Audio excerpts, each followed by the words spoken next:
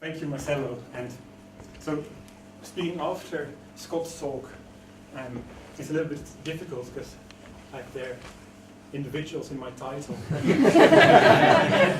Instead of doing a quick find replace, I decided to just be very clear about what I define with an individual. And throughout my talk, I'm going to define an individual as a thing on two legs walking around. So that's an individual for me, and I think it will do the job just fine. So I'm going to talk about individual variation and variation between populations, and especially about the role of genes and the environment in shaping this variation. So in doing this, I'm going to touch upon some key concepts in evolutionary biology. So I'm going to talk about population structure, local adaptation, selection, and heritability. And I'm not only going to illustrate those concepts using examples from my own research on birds and humans, but I'm also going to use this to look at a very special case, or a very interesting case, and that is the superiority of Kalenjin in long-distance running, and why I think evolutionary biology might have something to say about explaining this fascinating phenomenon. So I can already disappoint you now that I'm not going to answer this question. But I'm going to show you what I think we need to do if we ever want to answer this question. So, who are the Kalenjin? So they're a Nilotic ethnic group. So so inhabit an area around the Rift Valley in Kenya. So it's about an area half the size of Switzerland, 3 million people, about 10% of the Kenyan population, and about 0.06% of the world population.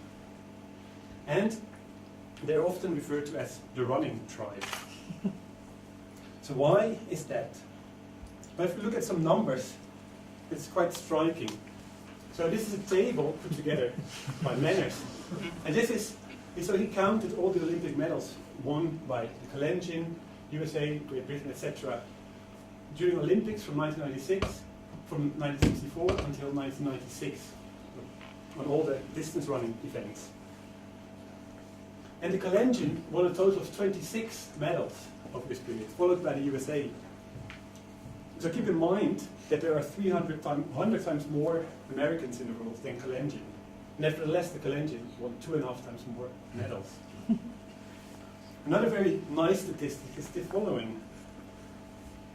So, in history, 17 American men have run a marathon under 2:10. 32 Kalenjin did exactly the same in October 2011. It's amazing.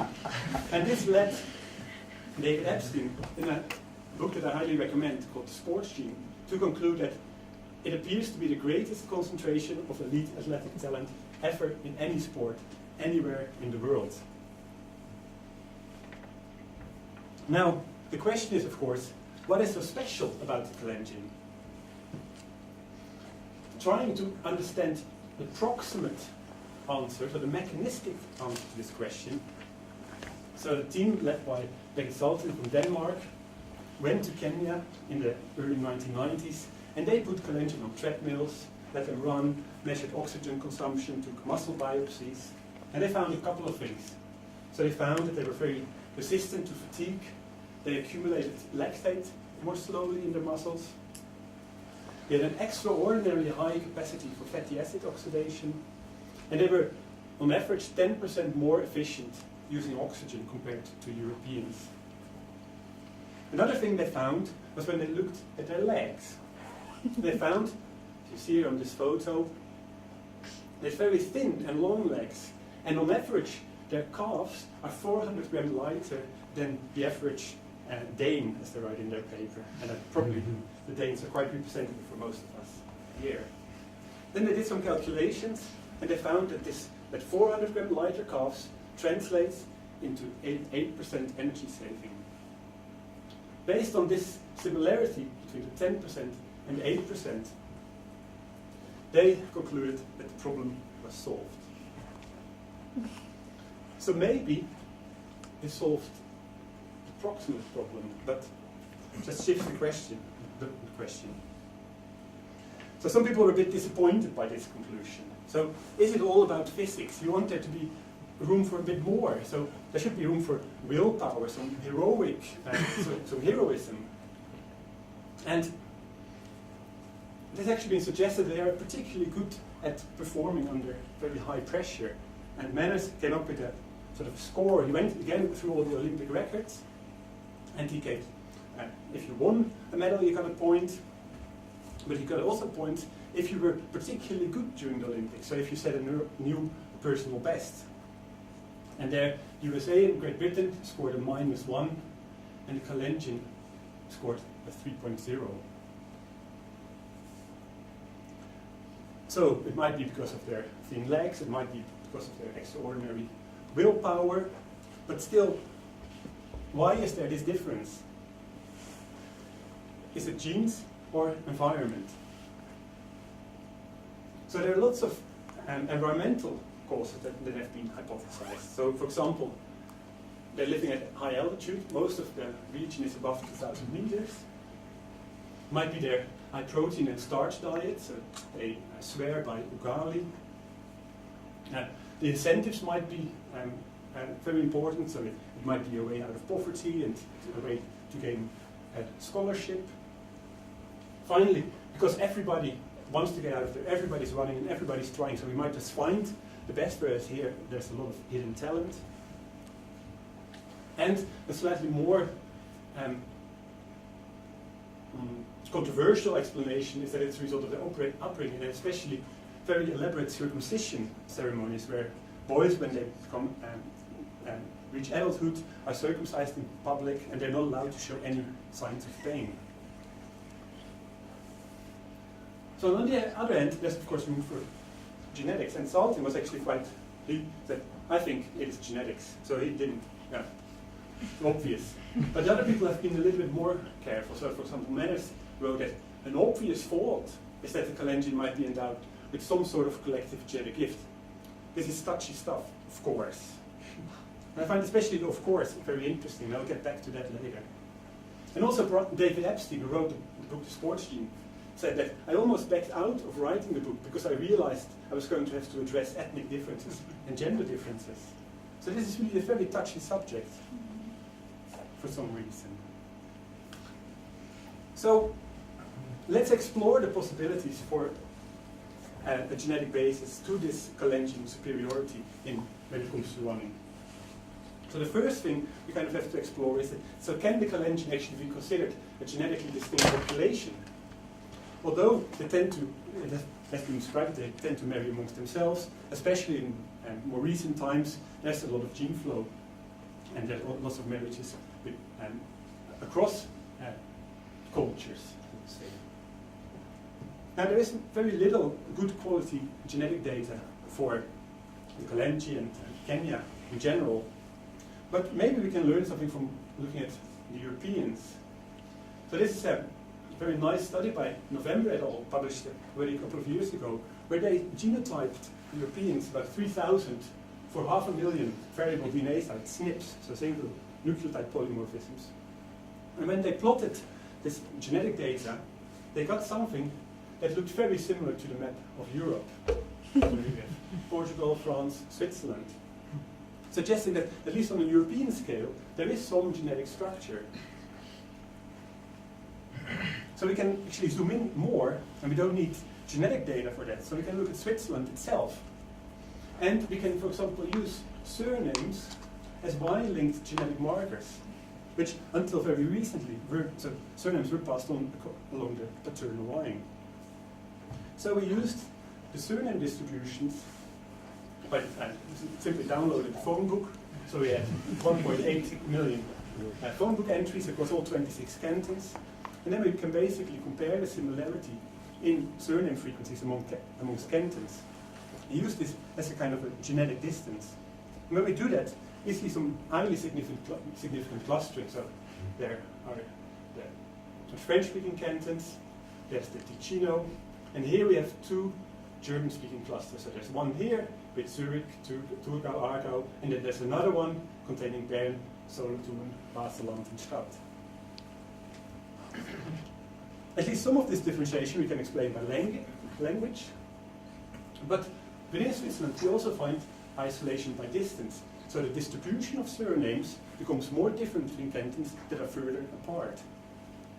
But this is across Switzerland. We'll say, well, that's still quite big. There's a Röstigraben somewhere in the middle. But if we zoom even further and we look at just a single canton, so in this case the canton of Glarus, we again find quite a lot of structure, and again on a scale of not more than 30 kilometers, we find isolation by distance. And this is nowadays. This is not 100 or 200 years ago, this is now. So, if we find genetic population structure within Switzerland, the country with probably the best public transport system in the world, it seems not unreasonable to think that there might also, in the Rift Valley and in Kenya, there might be at least some population structure. But now, of course, the question is, so we have a difference in phenotypes, so in this case, running performance between the Kalenjin and, let's say, the Europeans, and they inhabit two different environments. And we want to know, is this difference due to genes or environment? So the two extremes are that if we would put a European in Kenya, and would grow up there, then it would be as good as the Kalenjin, and vice versa. So this would be a case of phenotypic plasticity. So all the differences we see are mediated by the environment. The other extreme is that when we put a European in Kenya, he will still be pretty slow. And a Kalenjin that grows up in Europe is still beating all of us. So this would be a case of genetic differentiation. So this is what we would need to disentangle the effect of genes and environment when trying to explain the difference, the phenotypic difference between two populations. Now, one system where we can actually do this is a Dutch population of gratids living on the island of Vlieland. So the population consists of two subpopulations. There's the western part and the eastern part. And it has been well known that if you look at the number of eggs they produce, birds that are breeding in the western part of the island consistently lay one egg more than birds breeding in the eastern part. Now, if you look at if we estimate population structure in this population, then we find very weak but significant genetic differentiation based on neutral microsatellites between both parts of the island. Furthermore, we find even weaker genetic differentiation between the eastern part of the island and a mainland population, which is all the way over here. So it is this very weak differentiation that leads most people to conclude that the phenotypic difference that we see between the east and the west must be a form of phenotypic plasticity. It can't be genetic. Now, the nice thing about this population is that we know every gratid on the island. We know where it was born and who its parents were. So what we can do is we can actually look within the two breeding areas. We can compare the clutch size of birds born in the east, born in the west, and those that were born somewhere else. And when we do that, we find that irrespective of where they are breeding, birds born in the east lay smaller clutches than either birds born in the west or immigrant birds. So everybody lays a bit larger clutches in the west than in the east, but when they're breeding in the same environment, we see differences in clutch size between, and depending on the origin of the bird. So here we have an example of at least some evidence for genetic differentiation between the eastern and the western part of the island. There's also a phenotypic a plastic component, so we have a combination of both. Furthermore, we can think about, if we look at the difference between the mainland birds and the eastern birds. So if there's a genetic difference between those two populations, then we would expect the birds that have most immigrant genetic material, so that have, for example, 3 or 4 immigrant grandparents, to lay the largest clutches, compared to birds that have a true islander genotype. And this is indeed what we find. So the more of your grandparents are born on the mainland, the larger your clutch size is. So back to the Kalenjin and their running performance. So is it genetic or environmental / cultural?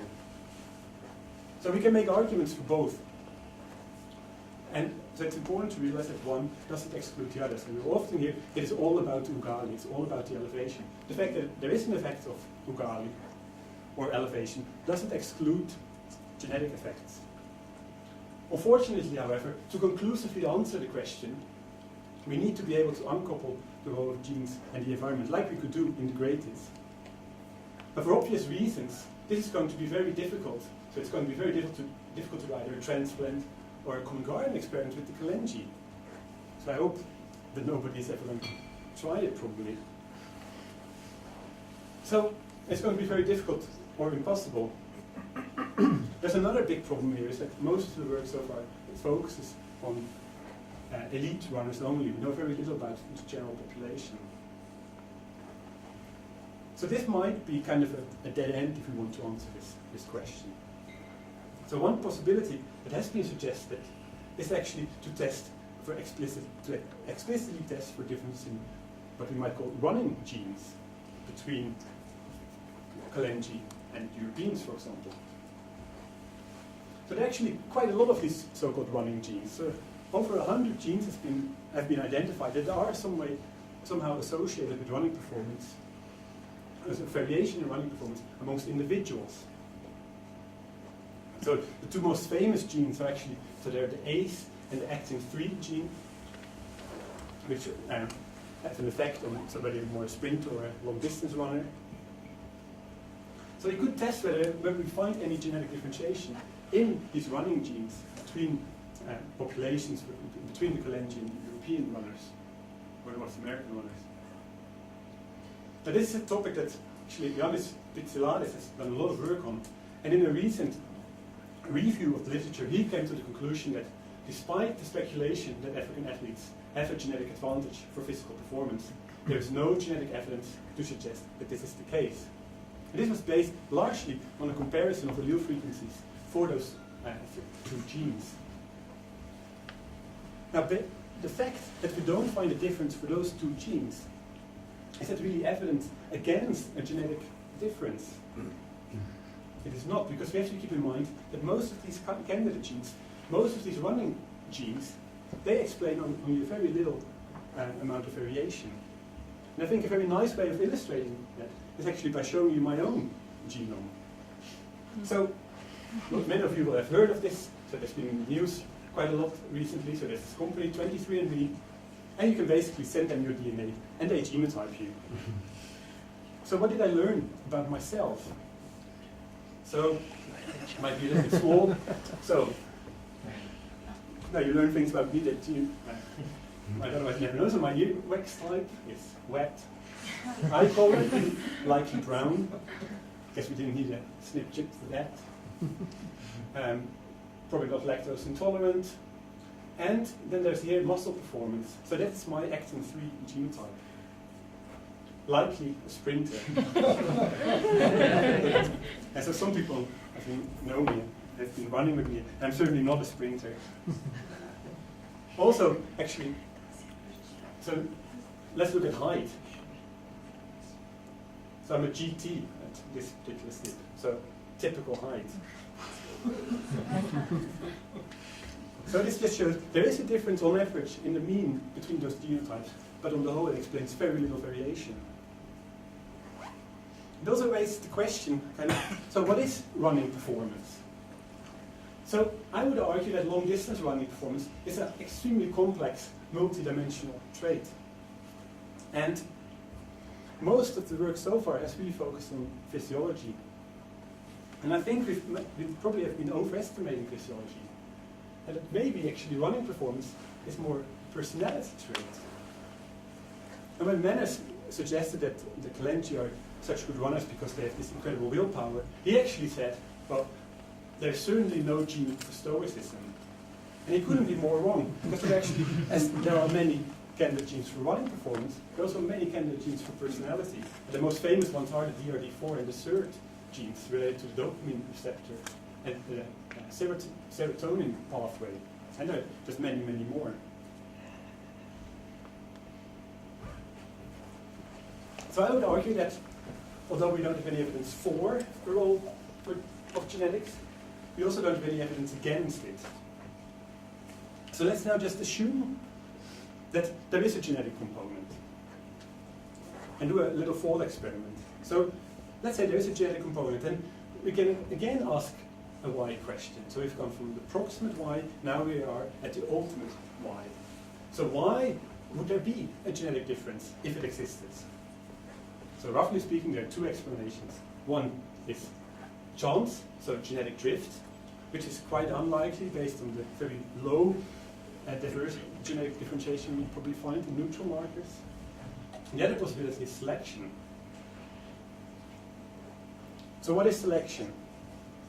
So very briefly, selection is an association between a particular trait and fitness. And typically, we measure fitness as lifetime reproductive success. So how many offspring did you produce during your life? And Anja Berkeley and I, so we did this actually for a small, not to be named Swiss village, where Anja looked at how many children, this over about 100 years ago, how many using church records, how many children did men and women in this village have, and when did they have their first child. And when we plot this, we find a very strong negative association between fitness and age at first reproduction. So from this, we can conclude there is strong selection for earlier reproduction in humans, in both men and women.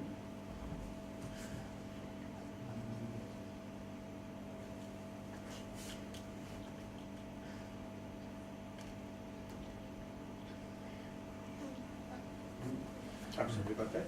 So, and at the same time, we find very strong selection for a later age at last reproduction. So natural selection is favoring a long reproductive period, starting early, stopping late. So that is for a classic life history trait like timing of reproduction.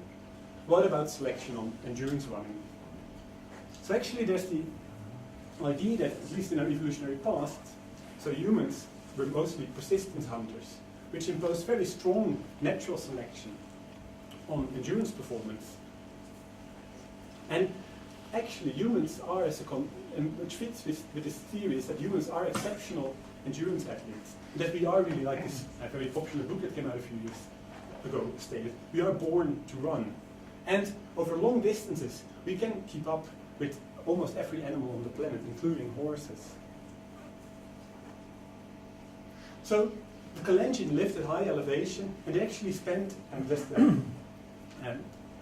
one thing that they did a lot was cattle raiding. So they would go over somewhere else, steal somebody's cattle. It was actually not necessarily called stealing, if it was another Kalenjin. But you would take his livestock and run back for hours and hours on end.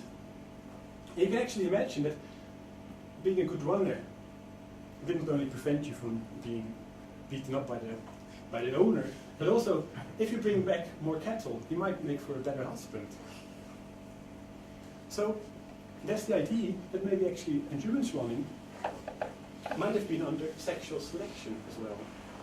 So that there would be fitness benefits of having a partner with high endurance capacity.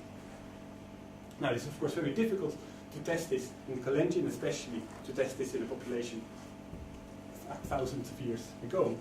But we might still see some signs of this selective pressure nowadays. Because when I collected data on the attractiveness of a set of 80 Tour de France cyclists and on their performance during the Tour de France, I found a weak but positive correlation between the two. So riders that showed better endurance performance during the Tour de France were on average also more attractive, suggesting that there is at least, it would be in line with past sexual selection and maybe still sexual selection acting on endurance performance. Now, Fitzgerald again, so the one that did the review on the running genes, he doesn't like this idea at all. So he says the cow herding theory doesn't add up. There isn't enough time. Genetic adaptations take thousands of years. it's a nice story, but that's all. Now, is that really true? Do genetic adaptations take thousands of years? Maybe, but you can actually have a very good idea about how fast evolution works, because it is very nicely summarized in this equation called the Breeder's equation.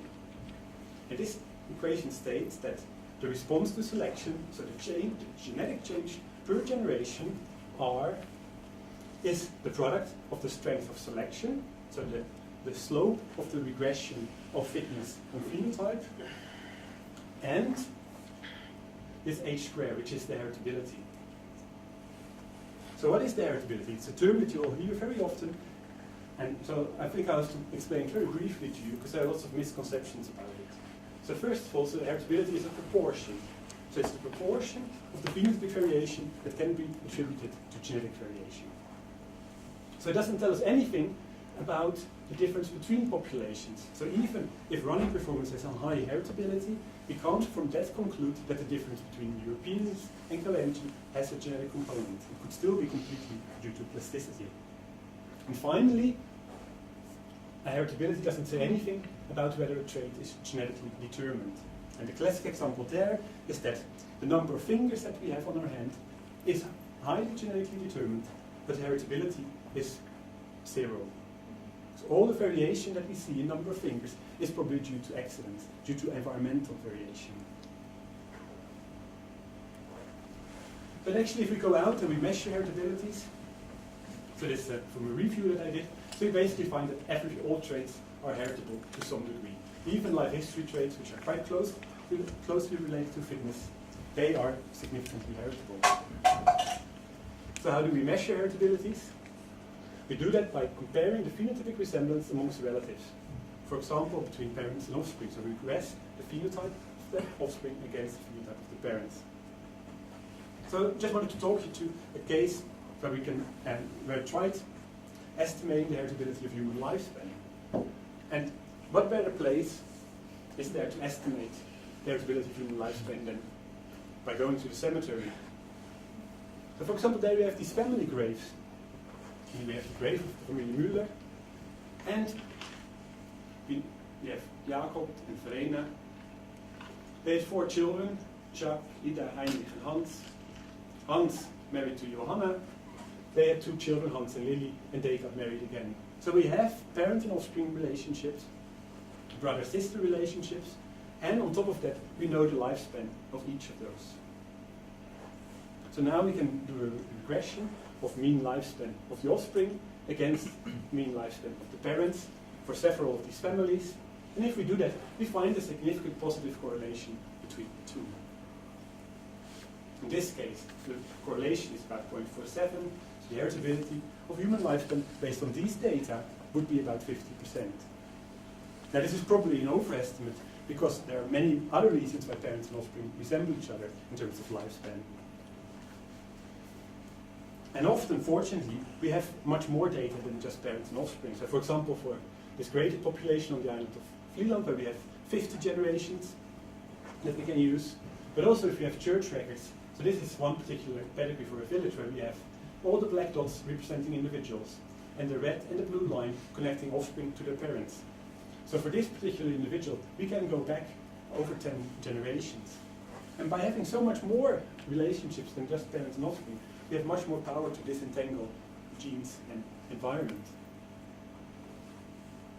And for example, in this village that I showed you before, where we looked at selection on age at first and age at last reproduction, so we could show that both age at first reproduction and age at last reproduction are significantly heritable, so 40 and 20%, but also that there is a positive genetic correlation between both traits. So what that means is that the genes that are related to starting early are also the genes that are related to stopping early. And this is very interesting if you think about the direction in which selection is acting. So we have selection favoring starting early, stopping late, but we have our genes that are keeping those two together, preventing a longer reproductive period to evolve. Okay, so now we have selection, we have heritability, so now we would like to know, so can we actually predict the rate of evolutionary change? using the Breeder's equation. And to test this, so we did actually quite a unique experiment on this small Dutch island again. So we had in the west where the great heads were laying large clutches, we had the east where birds were laying small clutches, and we started selecting on clutch size ourselves. So we started selecting on smaller clutches in the west and for larger clutches in the east. And how did we do that? Actually very simple. So you wait until all females have finished laying. You find quite a bit of variation in clutch size. You calculate the mean, and you basically remove all the clutches that are above average if you're selecting for smaller clutches. And you do exactly the opposite if you're selecting for larger clutches. So you have admittedly quite strong truncating selection on clutch size. But now we can test what happened to mean clutch size in this population. So here we see that birds in the west have the genes for laying larger clutches than birds breeding in the east. Then in 1996, the selection experiment started, and we see this massive increase in clutch size in the east. Not so much happens in the west, which was probably due to higher immigration and some other selective forces acting in the opposite direction. But if we now directly compare the observed change to the predicted change, predicted on the basis of the product of heritability and selection differential, we find that the two match very nicely. So if selection is strong enough, we can see evolutionary change over just a few generations. And we can actually directly quantify the amount of different change that we would expect if we have an estimate of heritability and selection. So this is kind of where I leave the biology behind. And I wanted to briefly discuss a few other non-evolutionary answers that have been given to explain why the Kalenjin are such good runners. And they're arguments that I don't like at all. So they go kind of like this. So it is a question that is too dangerous to ask. So if there is a genetic component, it would show that we are not all equal. Therefore, there is no genetic component. And this is an argument that is actually very common. And in other ways, very nice books called Running with Kenyans, where Finn actually, he goes to Kenya and he runs with the Kenyans and he's training with them. And he writes that presuming a genetic advantage diminishes the incredible achievements of the Kenyan athletes. It lessens our admiration for all their hard work, determination, fortitude. It is dangerous to conclude that because so many people from one ethnic group win so many races, they must therefore have a genetic advantage. If that is the case, the rest of the world might as well give up. And I would actually argue that exactly the opposite is also not very nice. So if there's no genetic component, the reason why you can't keep up with these Kalenjin runners is because you're not trying hard enough. So to summarize, I would argue that we lack the data to answer the question of why the Kalenjin are superior distance runners. We can make arguments for and against the role for genes. And we might very well never be able to obtain a conclusive answer, but I think it is very important that we know that we don't know the answer. And not just because we don't like one or the other, we accept the one that we like. We have to move away from this idea that it's nature or nurture, and that it really can be nature and nurture. So we shouldn't try to come up with philosophical answers for biological questions. And finally, we have to get rid of our fear for genetic variation and genetic determinism. And especially the last point, I think, is expressed very nicely in the book by Lon Franke, a Danish writer. And she writes there, now that I've looked into my genes, the result is not a simplified self-image. My genome is not a straitjacket, but a soft sweater to fill and shape, to snuggle up and stretch out in. It is information I can work with and around, information that can, in its way, ease my existential burden. It tells me that I'm not totally free, but neither am I completely responsible for who I am and what I have ultimately become. So who am I? I am what I do with this beautiful information that has flowed through millions of years, through billions of organisms, and has now finally been entrusted me. Thank you very much.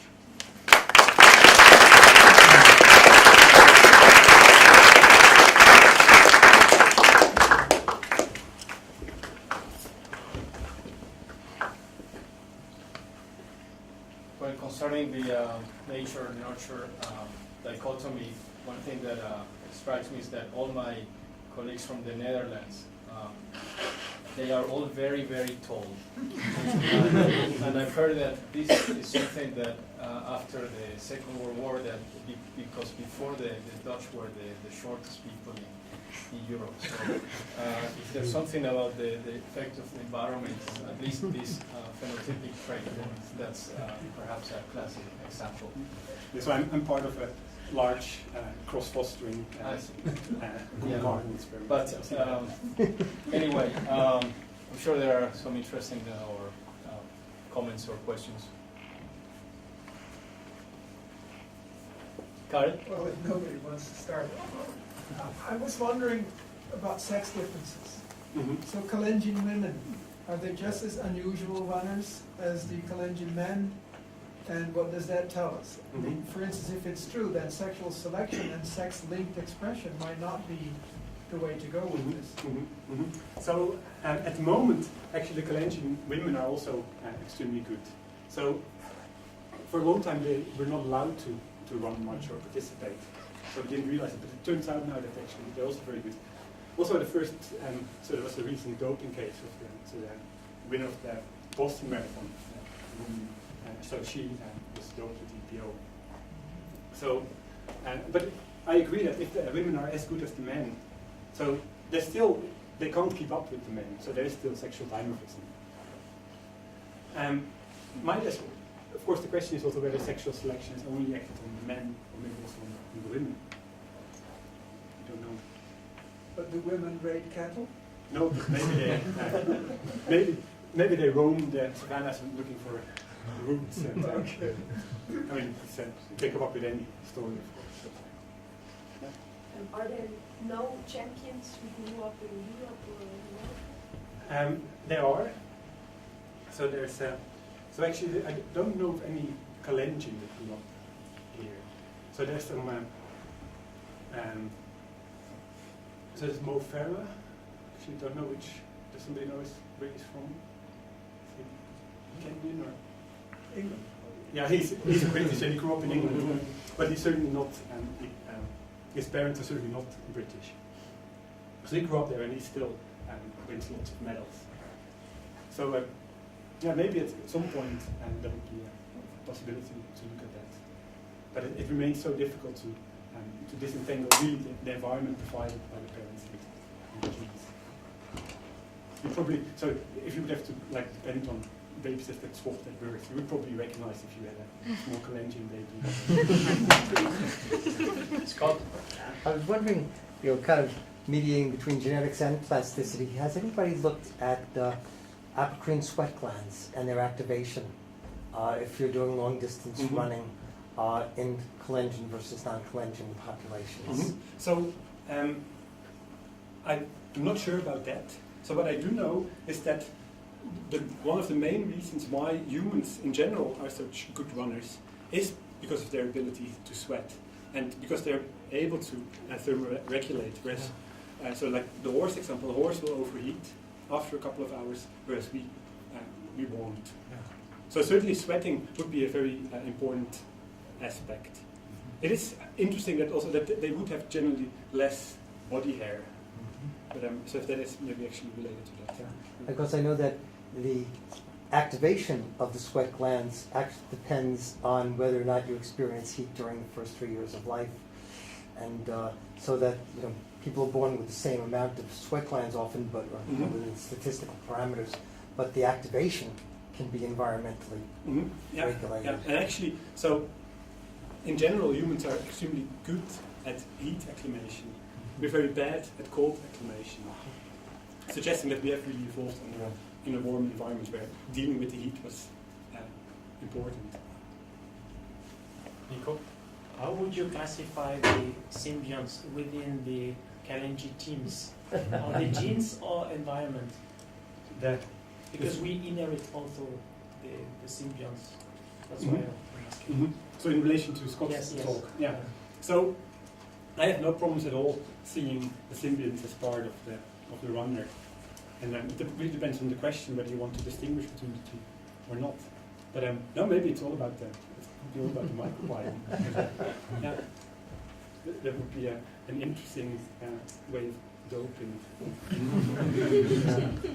But of course, there's the self-doping in the people with the gene for the EPO receptor, which is a fascinating case of some elite athletes who basically make more EPO. Yeah. And I was about genetic determinism and whether it should be feared. I think that's very much a social question.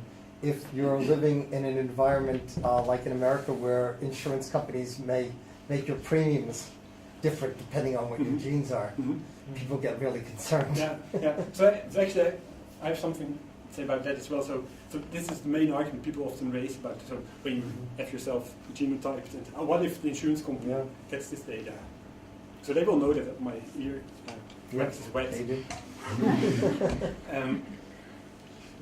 If they would just ask my parents, or if they would look up the medical records of my parents, they would get a much better insight into my genes. Yeah. So I would worry about that much more than that they would get my SNP data. I was also wondering about the small town genealogies. Do you know anything about what's politely termed covert paternity? Yeah. So it's an obvious problem. So I know that so integrated that we're studying. So it's about 10-15%. Okay. So another population that we're working on, it's about 28%. And we also know that we know from simulations that those numbers are actually not such a big problem. Yeah. So they're like, so the numbers we hear for humans are often also like they're 7% or 10%. But those numbers are actually based on people that are uncertain about their paternity and get tested. And there, about 10% they turn out not to be the real father. So it's not a representative sample at all. And there's one recent Belgian study where they actually looked at the correlation between proper Y-linked markers and surnames. And based on the correlation between the two, they estimated an extra paternity rate of 2 to 3%. So this was in Belgium. Yeah. And whether we expect it to be higher or lower in Switzerland, I don't know. In East Baltimore, it's higher. But it's probably not as high as many of the bird species we're looking at. I agree with you very much that we should not answer biological questions with philosophical responses, and vice versa, by the way. But I was wondering anyway if you can see that there might be a difficulty to ask such questions within biology, because they are very closely related to what you call those kind of emotional topics, talking about ethnical differences. Absolutely. So I was wondering, do you see anyway this problem, or? I absolutely see the problem, and also the sort of the. So one of the strongest arguments I find for asking those questions is that if we don't ask the question, so then we can always keep speculating, and both camps can just come up with ideas that fit them best. And actually, if we have the numbers, we can actually do something about it, and we can address them directly. And I think so. The big problem is that we tend to put a certain value on the finding. So something being different doesn't mean that one is better than the other. So and I think that is something that we should that's a message that we should really try to get across, that it's, variation doesn't mean that it's one is above the other. So no, I can absolutely see the problem, but I don't think that not asking the questions is the solution. But it's something that you certainly have to be very aware of.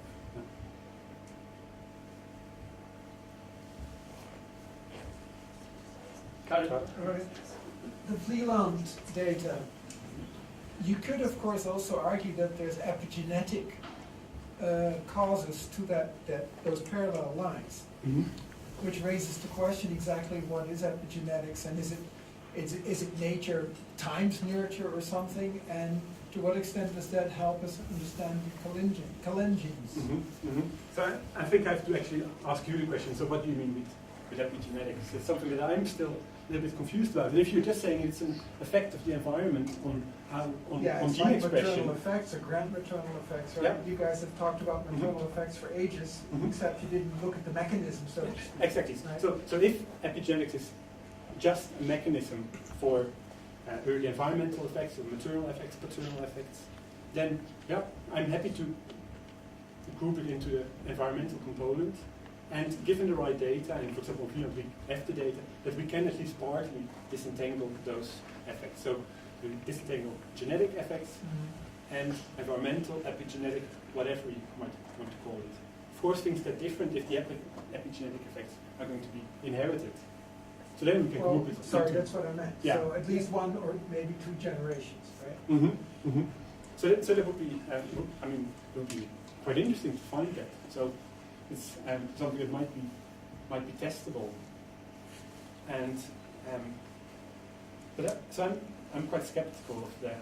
So I know it's a popular term to throw around epigenetics, but actually the transgenerational epigenetic effects. Yeah. I mean, if you can, So am I, but it's just because my adaptive way of looking at the world suggests that it's stupid to keep on having these effects when you. it seems like maybe it's like the best thing to do. So it's not completely plastic. It's also not this rigid genome that you have. You have something that you can kind of But take right away. in the presence of this very, very low genetic differentiation between the West and the East Mhm. population there, Mhm. the fact you have this persistent difference might actually be due to some of those kinds of mechanisms. Mhm. Right? Although we see actually that the difference, so the relationship between your genotype for clutch size and the number of grandparents born on the island, the fact that it's such a Sure, but strong relationship. if the effect is 2 generations, then you Then, get the same yeah. result. Yeah. And that's what a lot of these Mhm. experiments now Yeah. suggest. Mhm. Yeah, no, I mean, I would be very happy with an epigenetic explanation. Right. So, Every time I have tried to discuss the difference between macroevolution and microevolution with somebody who comes from the more population genetics paradigm, mhm. I've lost in the discussion when trying to argue that there are things that go on at the macroevolutionary level that cannot be explained at the micro level. So it's just a small anecdote in this context. But in any event, I think it's about time that we take a break and thank Erik very much for this Thank you. interesting talk.